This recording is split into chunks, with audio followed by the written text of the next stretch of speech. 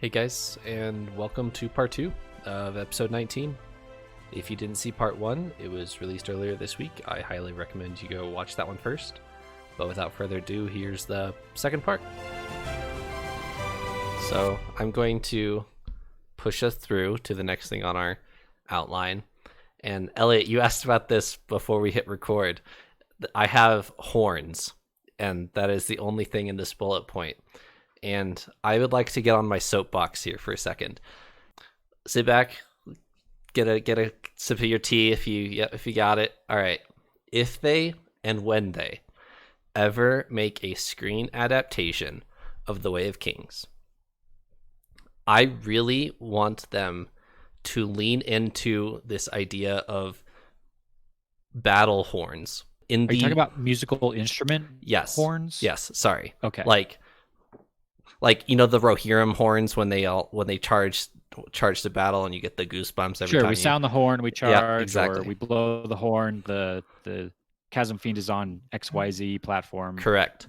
So that is what we've seen of musical horns so far, is that when a Chasm Fiend is sighted, there are horns, and that there's a code that they use to tell everybody in the war camps what plateau it's on. And then there is a second horn that they all wait for all the bridgemen listen for to see if they're actually going on the bridge run. That there's a horn that announces where the Chasm Fiend is, and then they wait for the word of are we going or not. And that idea of being a bridgeman and anxiously waiting and dreading the sound of that horn that we're actually going on a bridge run, that would be a huge dread and doom motif. And it could be for Kaladin, that he's fighting for these bridgemen and it's an uphill battle. He can't ever see a way out. No matter how much he preserves their lives, eventually they will die to these bridge runs. Now, whenever they make a screen adaptation of The Way of Kings, I would like them to use that horn on the final assault of a bridge run, and here's why. When Gaz yells assault on a bridge run, and they do that final approach, and that's when all the bridgemen die to Parshendi arrows and such, I want them to use a horn call, because in this last scene, Kaladin could use that horn call to call to Dalinar that he's assaulting. They specifically mention that they would have to charge the chasm and not just go back a little bit of the way to see if Dalinar could come back to them. They would have to charge the chasm to tell Dalinar that they're coming to save him. And I think that could be a really cool thing in a movie, as if they've this entire time you've been hearing these horns and it means the death of all of these bridgemen. And Kaladin picks this horn up and uses it as a saving call for Dalinar, as an assault call, that they're assaulting the chasm. And then when Dalinar hears them and tells his troops assault formations, he could do the same horn call back to them, that he hears them and he's running. That I've always had that thought whenever I read this for the first time, that I've wanted horns to be in this, and I really want it to happen. That would be super cool. I love that imagery. I thought it was funny because I also saw that on our little outline here. I saw a bullet that just said horns, and I was like, we're running a little long. We'll probably just skip that. It's like, that's probably some small detail, but that's actually really cool. And I'm glad you explained that a lot. And I love thinking about and talking about a potential screen adaptation one day, because there's a ton of awesome imagery. Total side note, but what I'd be most excited to see would be the actual shard blades. That's what I want to see in a movie or show form. I love that idea too, Trevor. I think that's super cool and super creative. A way you could modify the storyline a little bit to to depict something that's maybe a little more difficult to depict in a visual medium as opposed to the book. And I think it's true to what's going on in Kaladin's head too, because there's even a section in here where we're in Kaladin's thoughts, and he thinks about how, oh man, we're about to go on another bridge run. We're about to make another charge of this bridge, but this one is different because I choose to make it. He thinks very specifically on that fact of, I'm charging again, probably to my likely death, and all these bridgemen are charging with me, but this one is different because we choose to do it. Everyone before this we've been forced to. This one we choose it. You could show that with exactly what you're describing of that horn has oppressive, ominous, now you have to charge, now you're gonna die. But then Kaladin goes and chooses to pick that horn up and take that on and charge us to death willingly. That could definitely be a big moment. I really like that idea.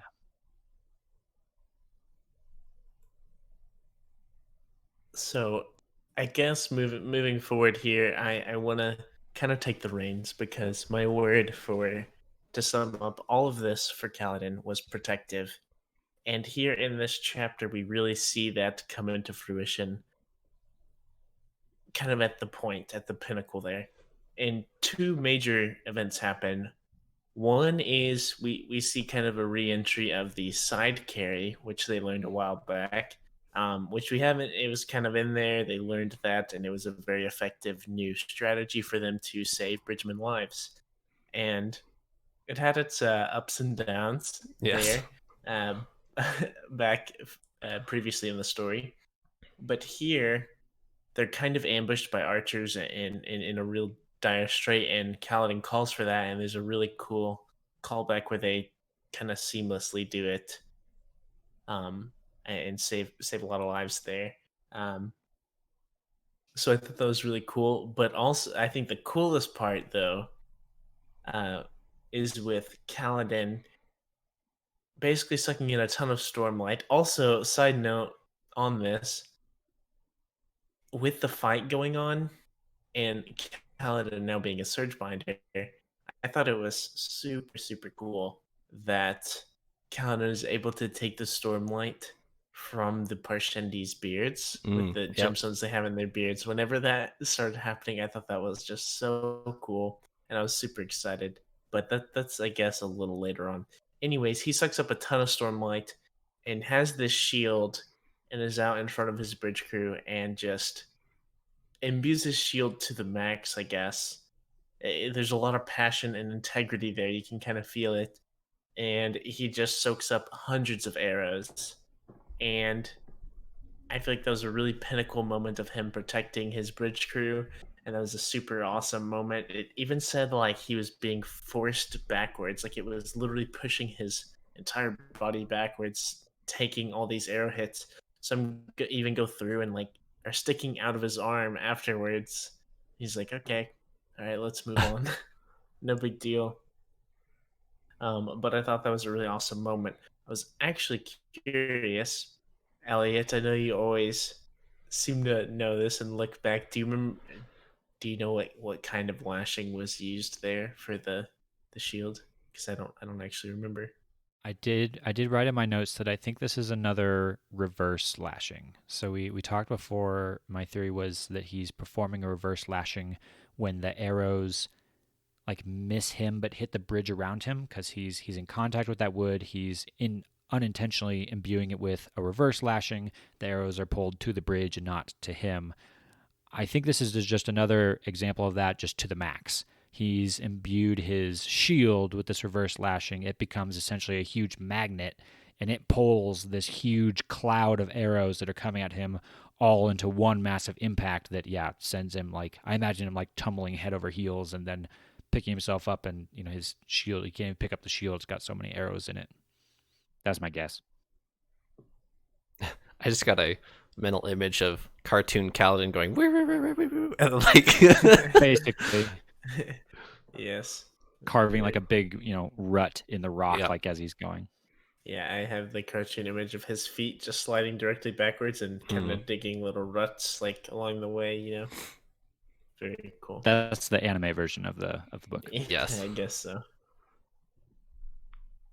All right, so very quickly after um, he uses his reverse lashing on his shield to have all the arrows stick into the shield, not him, the Parshendi that saw this have a very interesting reaction, and they run away. Any thoughts on this? I do have. And on a similar note, they have a phrase that they say when this happens. And I didn't actually bookmark it, so I Neshua have forgotten. Kadal is what they call him. Yes. Yes.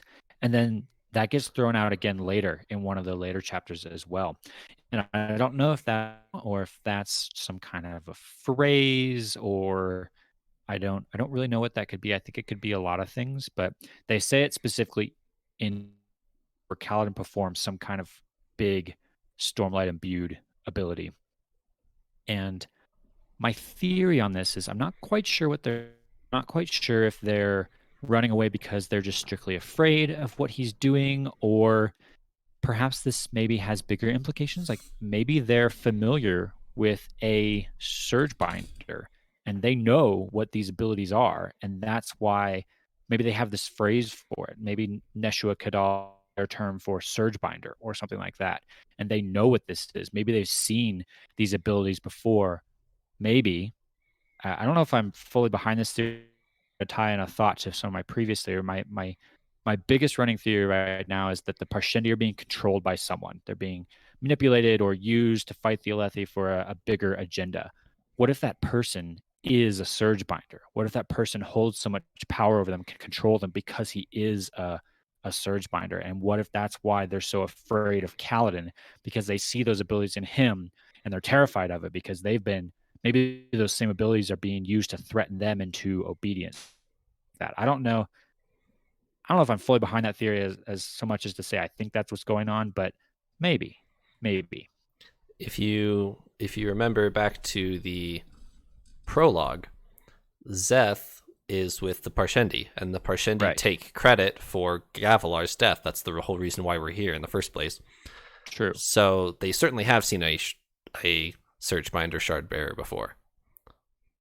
Yeah, lots of possibilities there, and I'm not quite sure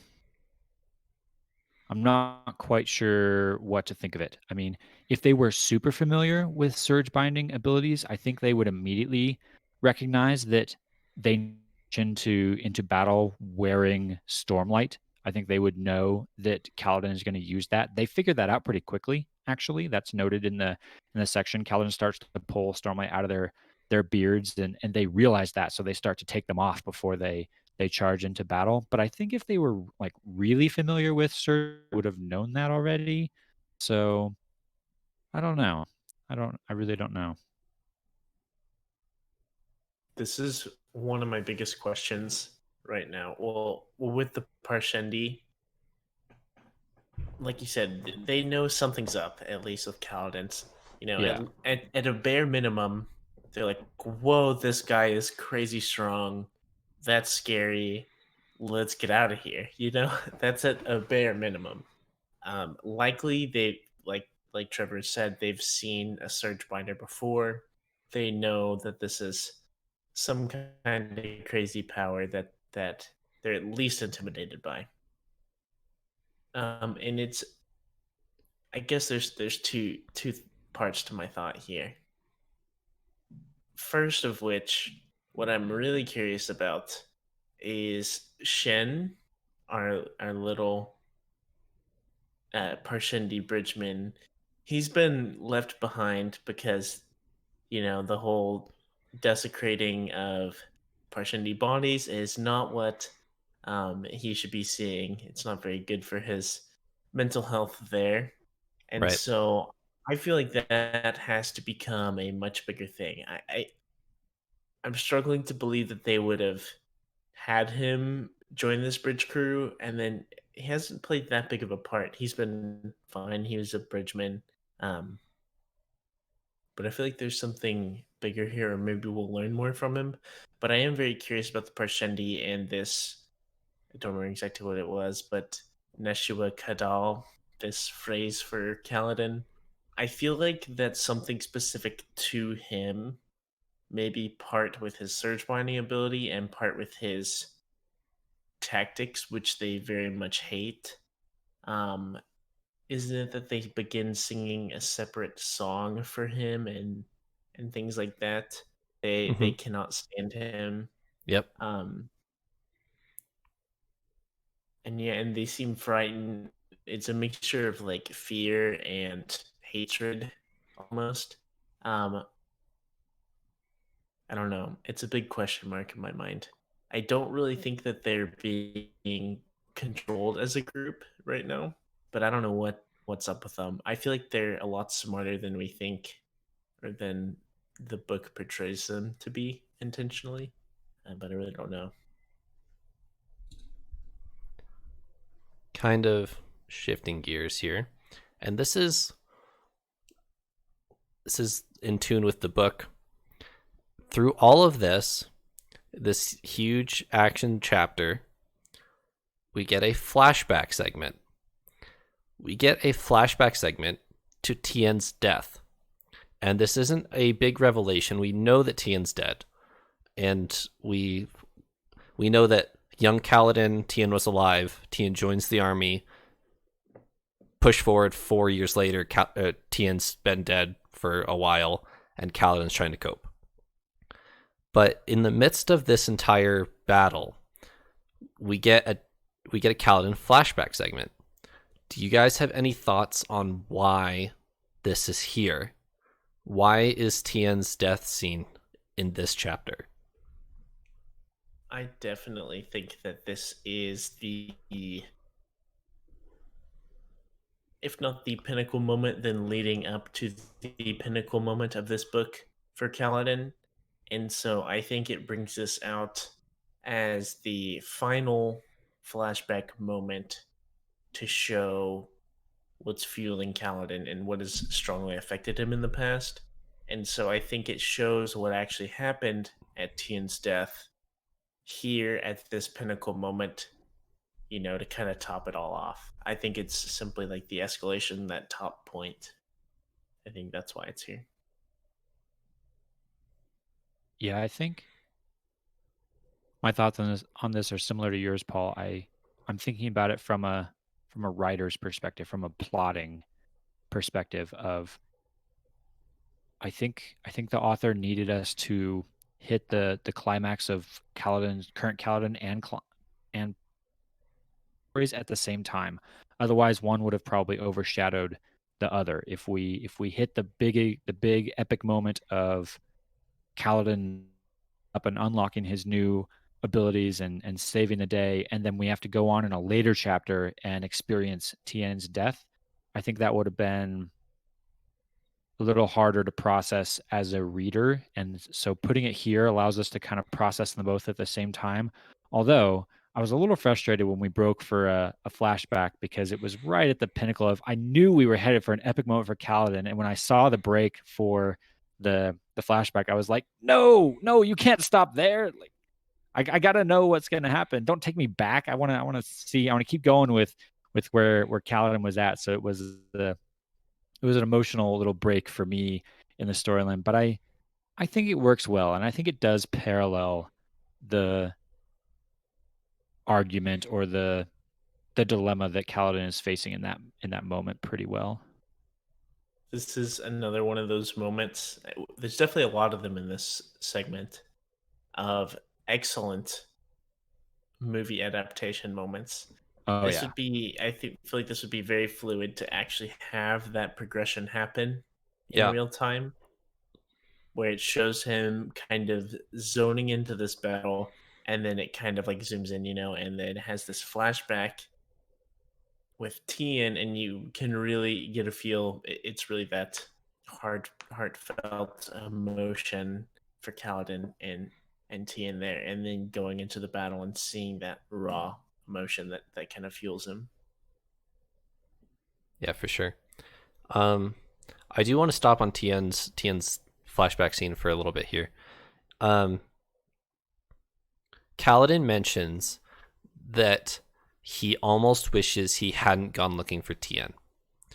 Kaladin is fighting in Amarim's army, and Tien is still alive. He's in the same army as Kaladin.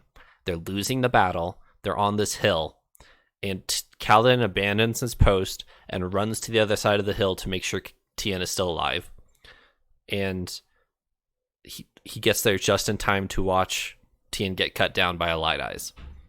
And I'm curious, what if you guys were in Kaladin's place, would you have wanted to go look for Tien or not? If Kaladin is asking himself this question, or Kaladin is having this debate of,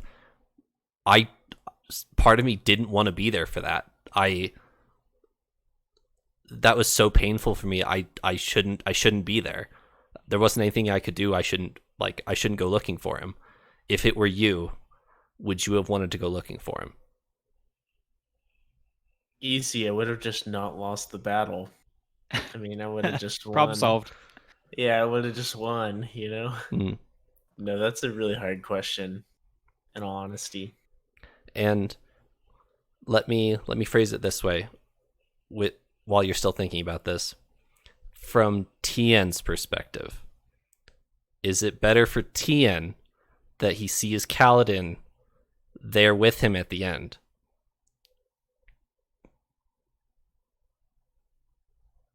Well, that your second question depends on how you view the afterlife, if you will, because Tien's dead. So Right. I don't know that really cynical and terrible, but I don't know that from his perspective it matters so much, because he gets murdered. He's slaughtered. But he goes off to, what do they call it? The Sacred Halls or something? The Tranquiline Halls. Yeah, those, and maybe it matters there. I don't know. But going back to your first question, though, from Kaladin's perspective of this, that is a really tough question, and it's notably tougher for me because I put myself in Kaladin's shoes.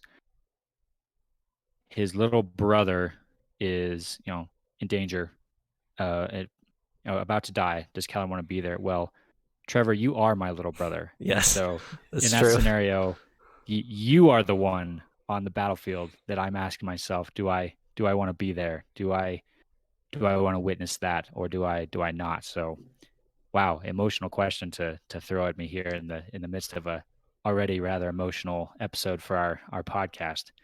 But I think my answer to the question would be yes. I think I would, for no other reason than I think it gives Kaladin closure. If, yes, it's a painful moment. Yes, it has huge impacts on his struggles, his depression, all of that is very much tied into this moment here. But if he hadn't have been there, I think it would play even more terrible things on his mind of imagining even worse possible outcomes for Tien and always hating himself for not being there.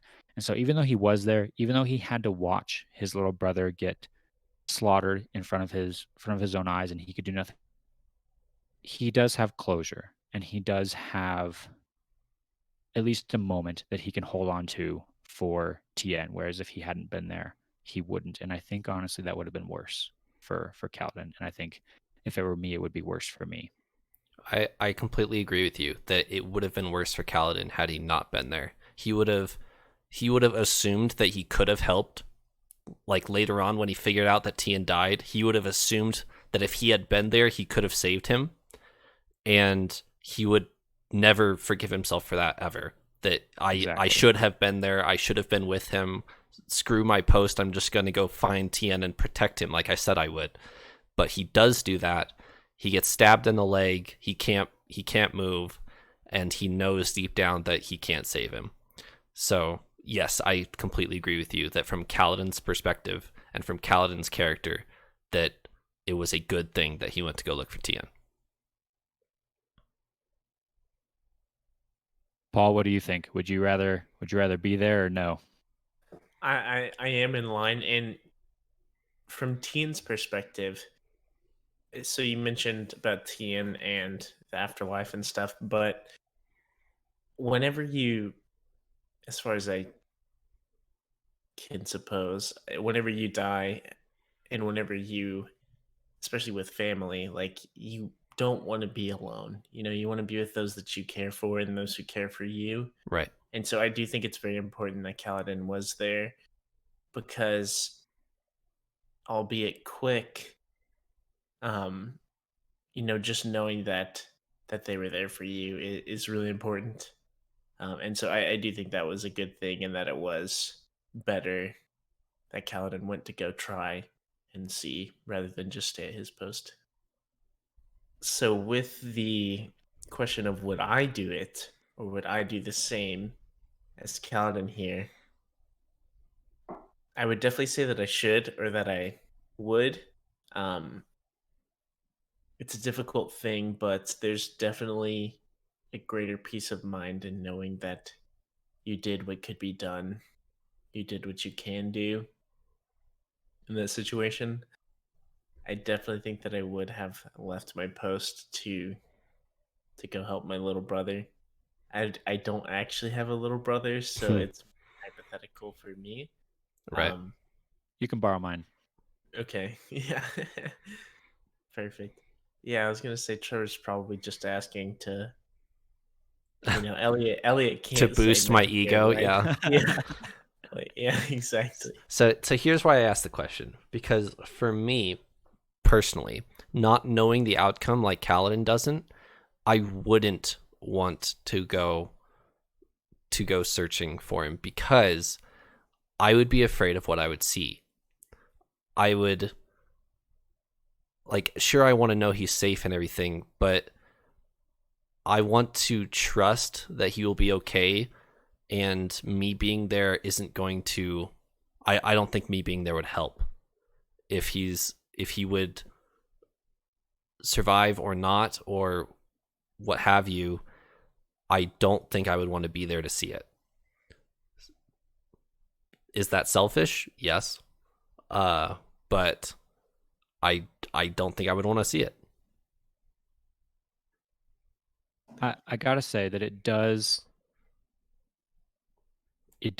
really hurt Kaladin to have that image in his mind. And we've seen this multiple times with not just Tien, but all of the other people in his life that he's seen around him die, and how that kind of wrecks him. That really takes him to a dark place. He's had so many people, some really close to him, some not quite so much, other people that he's tried to help and failed. And if he had he maybe that wouldn't plague him as much as it does. So maybe there is something to be said for your approach.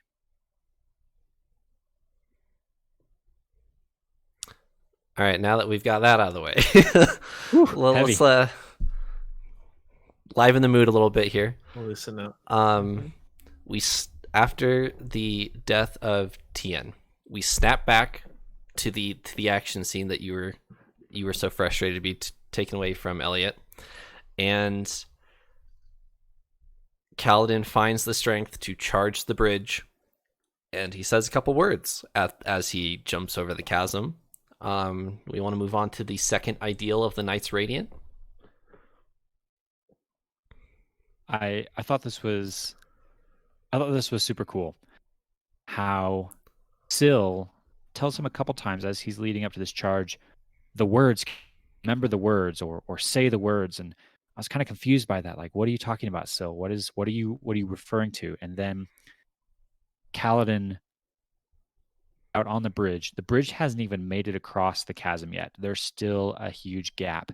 And he launches himself across the chasm, which, when he did that, by the way, that reminded me back to Dalinar and Adolin doing that in their charges, where they leap the chasms first and then, secure the landing so that the bridges can come behind them. Kaladin's doing that exact same thing here. He's leaping across the chasm, sending the Parshendi flying. And when he lands, that's when he says the words, the second ideal of the Knights Radiant. I didn't actually write it down in my notes. Do you have it? What is the actual words of it? Oh, shoot, you're putting me on the spot. It's I thought you had this memorized. I do. It's I just want to make sure I'm not accidentally saying like the fourth one from a later book. Like, I can find it in a second here. Wow, I got my it. Here it expert is. really Here it isn't is. that much of an expert, is he?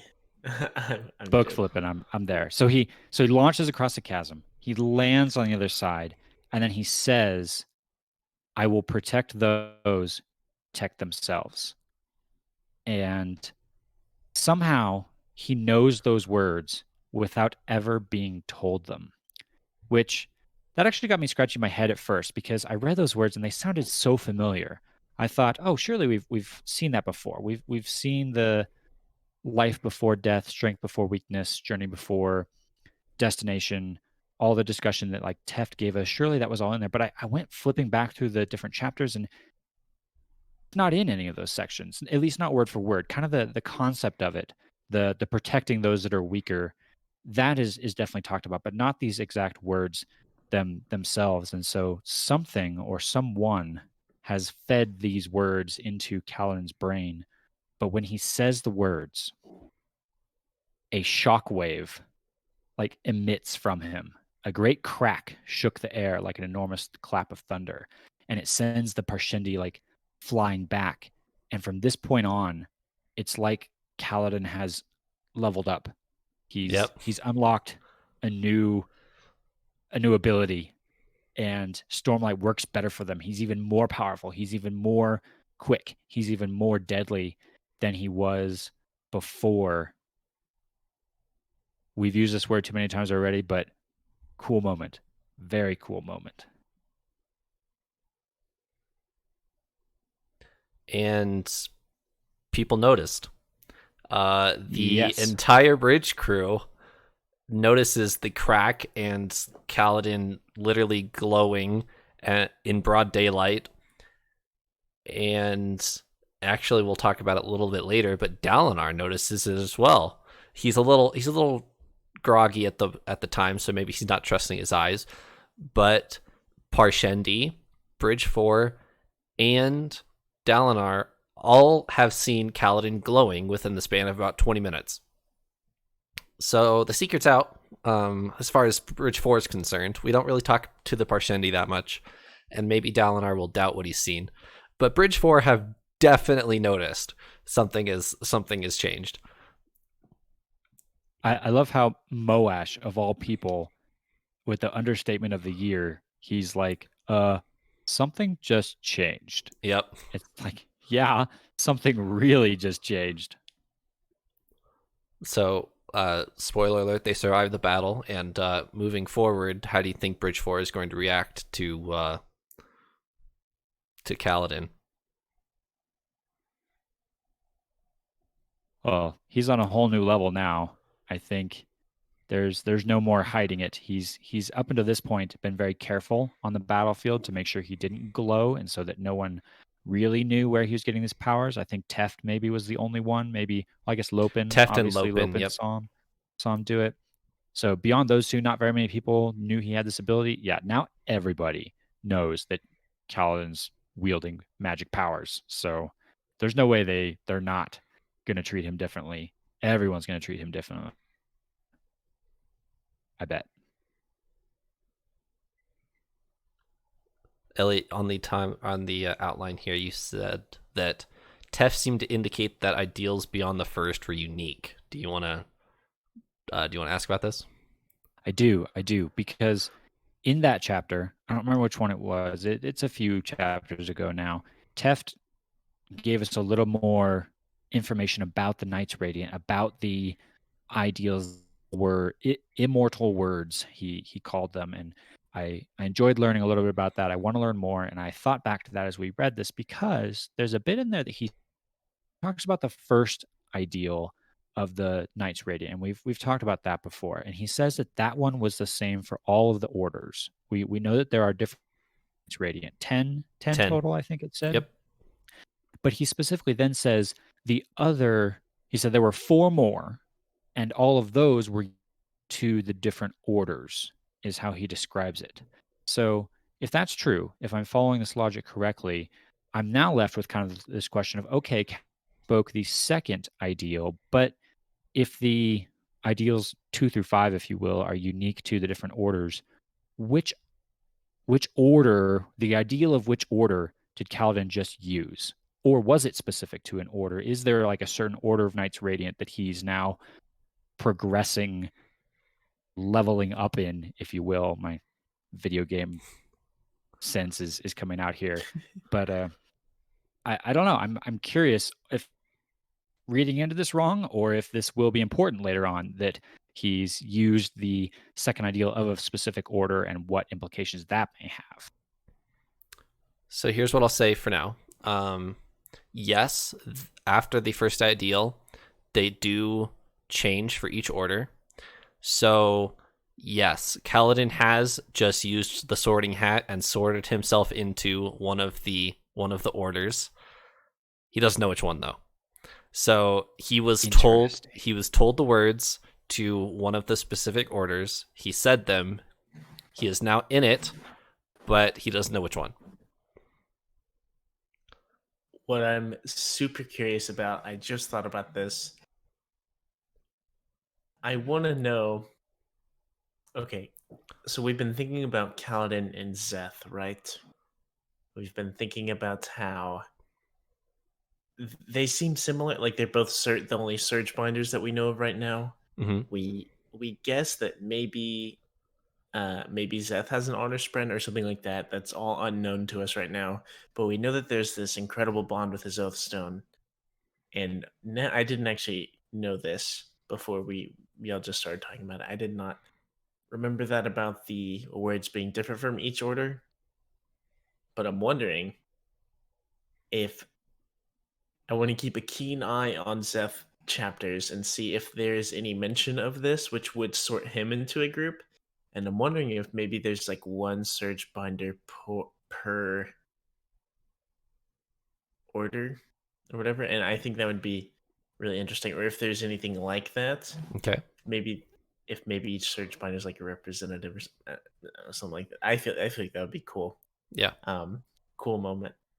That's just something that I want to think of, because if he knew this instinctively, maybe Zeth instinctively knows this for his group. If that's kind of a theory. Maybe that's unimportant altogether, but it just popped into my mind. And I'm really curious now. I like those thoughts. I really do. That brings up even more questions. I guess I've never actually stopped to consider, were all of the Knights Radiant in the past surge binders, or only some of them, or I'm not sure. I'm curious.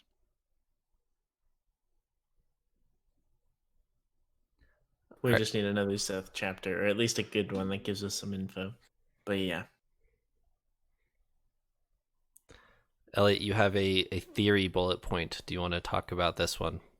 Ooh, yes, I do. So, in this section here, we get emphasis on the words. It comes from Syl. It comes from this voice in Kaladin's head, or maybe it's his kind of, just innately he knows the words. But when I read the words, it reminded me of something, an unanswered question that we have, and that goes all the way back to the prologue and the last dying words of Gavilar. And if you go back and you read those words that he actually says to Zeth after Zeth has just killed him, he says, "Tell them to find the most important words a man can say." And we've wondered what those might be. I've theorized in the past that maybe Yasna is looking for the answer to that, perhaps in the Palaneum at Kharbranth. Maybe it's in the Way of Kings. Maybe it's something in there. I've thought maybe if it was in the Way of Kings, they'd probably have found it by now. Would be my guess. Dalinar studied the Way of Kings pretty closely. He would learn that, and he knows Gavilar's last words. He's on the lookout for those. But what if Gavilar is trying to point them to the ideals of the Knights Radiant here? We just saw Kaladin speak some rather important words and unlock some pretty incredible abilities by doing so.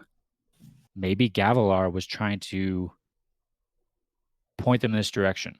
I don't know why Gavilar would know about this. I don't know how Gavilar would have learned about this. Maybe Gavilar had spoken these words and unlocked some of those abilities for himself. I really don't know, but it made me think back to that, and maybe these are related somehow. Maybe that's why the Parshendi killed him, is because he already said the words. Yeah, maybe. Maybe. Paul, I see you stewing over there. I'm stewing real good. But before you jump in, Paul, there's also, though, remember that dark sphere in this whole equation. Zeth took that dark sphere off of Gavilar, or Gavilar gives it to him or something like that. And I think we've learned that Zeth has hidden it somewhere. He's hidden it somewhere in Roshar. He knows where it is. He doesn't want anyone else to learn. So I don't know how that fits into this equation and the words, or how that all fits together, but these may not even be related. I may be headed down the wrong path here, but this is where my mind is going. I'll be honest. I'm not happy you brought up the dark sphere because I feel like I was not figuring this out, but on it, hot chasing. I can't speak. Hot on its tail, you know. I feel like there's just kind of these puzzle pieces we need to connect what's going on with Kaladin to what's going on with Zeth and figure this out. And the dark sphere just is an entirely different thing that I feel like has no relation to this as far as I can see. So I don't know. I don't know about that at all. So that's just a big thing over here that I'm not going to think about right now. So yeah, I have no clue with the dark sphere. The words thing, this whole emphasis with Gavilar's last words, finding the most important words a man can say, and these words with the Knight's Radiance, the ideals, is kind of coming together, and that's starting to make sense. And like you're saying, Kaladin says this instinctively, and it unlocks this power, and he really just goes ham on the Parshendi. But the dark sphere, we're just gonna forget about that for now. It doesn't fit. Throw it out. I think it's a funny thing that you guys keep bringing the dark sphere up, because that is one of the details that you are supposed to forget about on your first read. But both of you are like, no, this means something. I determined that this means something. I think it's funny that you both keep talking about it. Yeah, there's no way it doesn't mean something. There's literally no way. It means something. We will find the answer. Yes. We will. Alrighty. We've been going a little bit long, so it's time to speed run chapter 68 with me, gentlemen. All right, so Kaladin has leveled up, as you've said. He is in level 2 of Knight's Radiant. And Surge binding. Yes.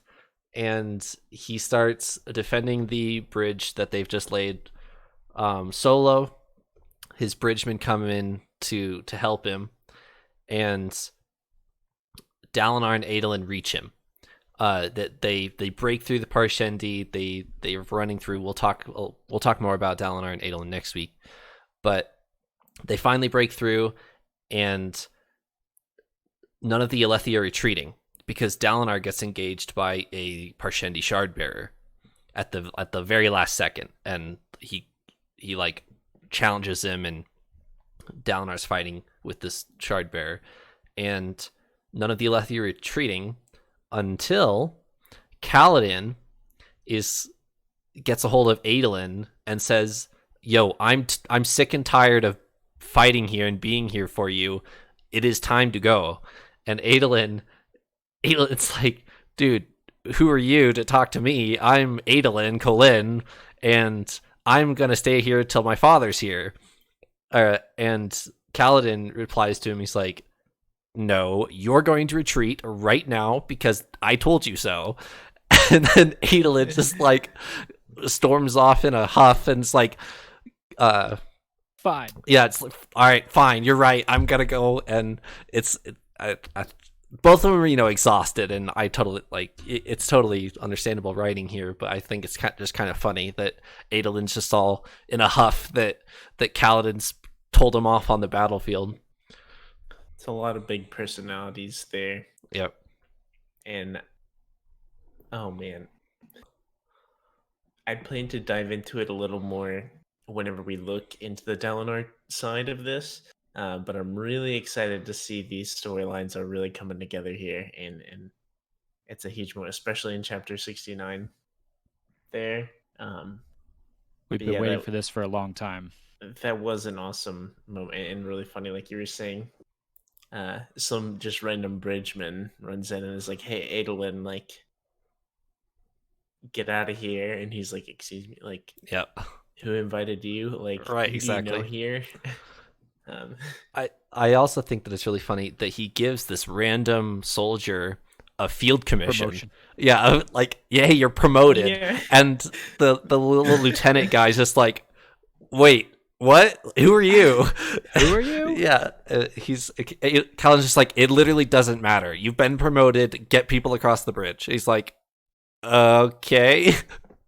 that actually was hilarious. I loved that so much. Like, he's like, "Can you do that? Like, are you allowed to promote me and stuff?" That's Yeah. effectively what he's thinking there, and I thought that was hilarious. Um, I mean, that was actually one of my favorite moments from this chapter. and Kaladin is stepping way above his class, Oh, if yeah. you will, at this point. I mean, he Oh, gives yeah. orders to Light Eyes, he gives orders to Adolin Kholin, he gives orders to Dalinar Kholin. Yep. Straight up, no, you are coming with me. We are leaving this battlefield right now. Like, my eyes got big. Of, Yeah. whoa. He talks back to Dalinar's like, no, get on your horse. We are leaving. And Dalinar's exactly. like, okay. He's all, Yeah, okay, let's go. I noted that is exactly what this army needed in that moment. They've just given it their all to get through the Parshendi army. They are exhausted. They are on the point of just laying down and dying because they're so spent. What they need in this moment is someone to just step up and take command. And it's not so important who that person is, but just that someone does it and grabs them, by their collar and says, "You get across that bridge now." And I think Kaladin saves a lot of lives by doing this. Yep. He's stepping way out of line, but by doing so, he saves a lot of people, Adolin and Dalinar included, by just galvanizing them and getting them to get up and make that last step across that bridge to save their lives. So this was really important that he does this. And I think Dalinar and Adolin realized this. I think later on, I was kind of waiting for a moment where one of them would call him out. We'll talk about this more next week, I'm sure, but I was waiting for them to say, "And by the way, who are you to give us orders back there?" Right. But they never do. I think they realized that was exactly what we needed in that moment. So we're going to not necessarily pretend that didn't happen, but we're going to allow that. We're going to say, we're not going to call you out or punish you or say, "Hey, that was out of line," because you saved our lives. And that was cool. Cool moment. That's our tagline for this. Yes. Saved our lives. That was cool of you. I'll title the entire episode "Cool Moments," and that'll be our title. Yes. Alrighty. Any closing thoughts on Kaladin in his epitome chapters here? Epitome. Yes. I said it right, didn't I? Well, epitome's a word. I always say epitome, but I've been corrected many times to epitome. Is epitome not a word?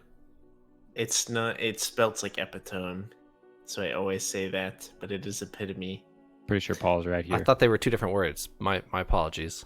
Yes, I promise I'm better on the block with that one. I used to say epitome all the time. But well, my closing thoughts on this are that this really is the closing thoughts chapters for Kaladin, at least right now. It really brought everything that we've experienced so far to one point, and it was really cool.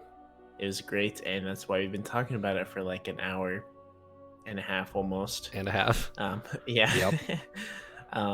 To those of you panicking, we are talking about chapter 69 next week. So We're not skipping it. Don't worry.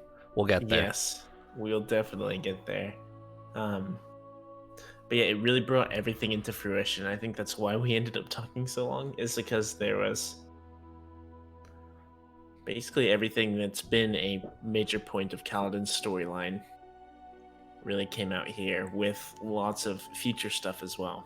Yeah, even very small details like minutia down to the side carry, it all comes to a payoff in these chapters, and it's so good.